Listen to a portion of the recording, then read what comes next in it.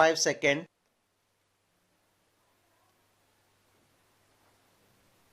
Start. The Union of Soviet Socialist Republic (USSR) came into being after the Socialist Revolution in Russia in 1917. The revolution was inspired by the ideals of socialism as opposed to capitalism and the need for an egalitarian society. This was perhaps the biggest attempt in human history to abolish the institution of private property and consciously design a society based on principles of equality. In doing so, the maker of the Soviet system gave primacy to the state and the institutions of the party. The Soviet political system centered around the Communist Party and on other political party or opposition was allowed. The economy was planned and controlled by the state. After the Second World War, the East Europe countries that the Soviet army had liberated from the fascist forces came under the control of the USSR. The political and the economic system of all these countries were modeled after the USSR. This group of countries was called the Second World or the Socialist Bloc.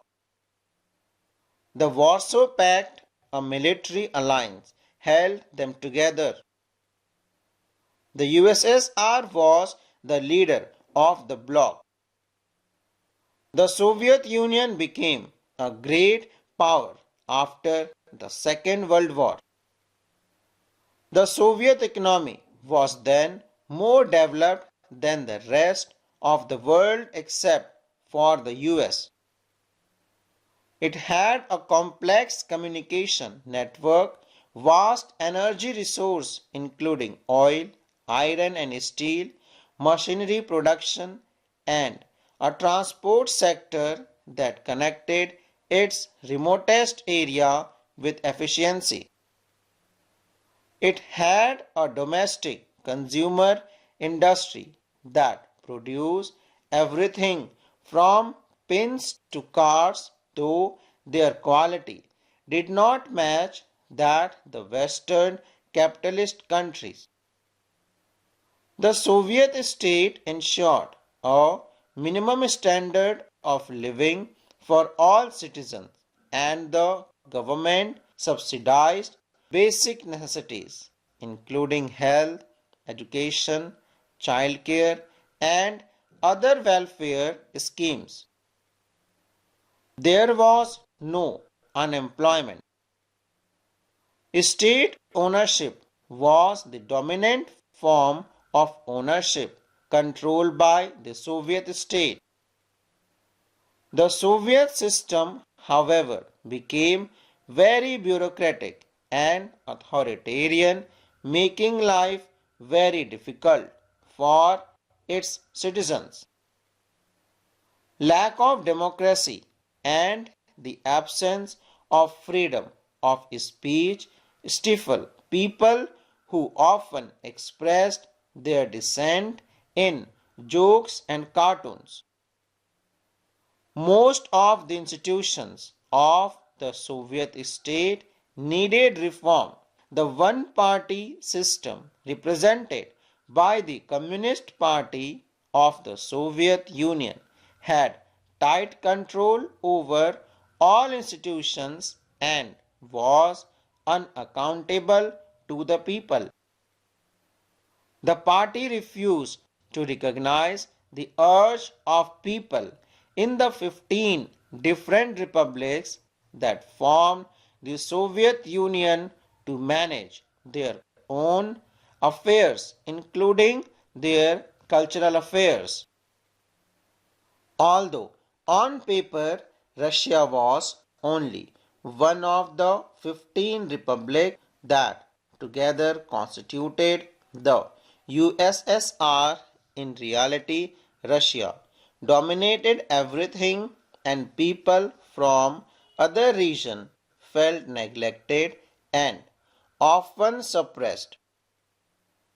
In the arms race, the Soviet Union managed to match the US from time to time, but at great cost.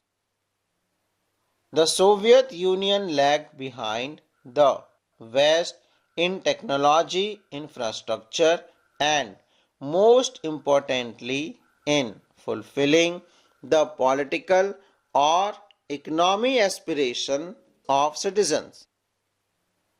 The Soviet invasion of Afghanistan in 1979 weakened the system even further.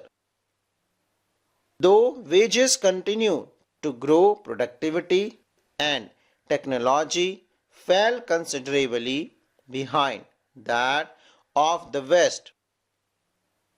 This led to shortages in all consumer goods. Food imports increased every year. Soviet economy was flattering in the late 1970s and became stagnant. Mikhail Gorbachev, who had became General Secretary of the Communist Party of the Soviet Union in 1985, sought to reform this system. Reforms were necessary to keep the USSR abreast of the information and technology revolution taking place in the West. However, Gorbachev's decisions to normalize relations with the Western and democratic and reform the Soviet Union had some other effects, and neither he nor anyone else intended or anticipated. The people in the East European countries, which were part of the Soviet bloc, started to protest against their own governments and Soviet control. Unlike in the past, Soviet Union under Gorbachev did not intervene when the disturbances occurred and the communist regimes collapsed one after another. These developments were accompanied by a rapidly escalating crisis within the USSR had hastened its disintegration. Gorbachev initiated the policies of economic and political reform and democratization within the country. The reforms were opposed by leaders within the Communist Party. A coup took place in 1991 that was encouraged by Communist Party hardliners. The people had tasted freedom by then and did not want the old style of the Communist Party. Boris Yeltsin emerged as the national hero in opposing this coup. The Russian Republic, where Yeltsin won a popular election, began to shake off centralized control. Power began to shift from the Soviet center to the Republic, especially in the more Europeanized part of the Soviet Union, which saw themselves as sovereign state. The Central Asia republics did not ask for independence and wanted to remain with the Soviet Federation. In December 1991, under the leadership of ISCSTENO, Russia, Ukraine, and Belarus, three major republics of the USSR, declared that the Soviet Union was disbanded. The Communist Party of the Soviet Union was banned. Capitalism and democracy were adopted as the basis for the post-Soviet republics. Full stop.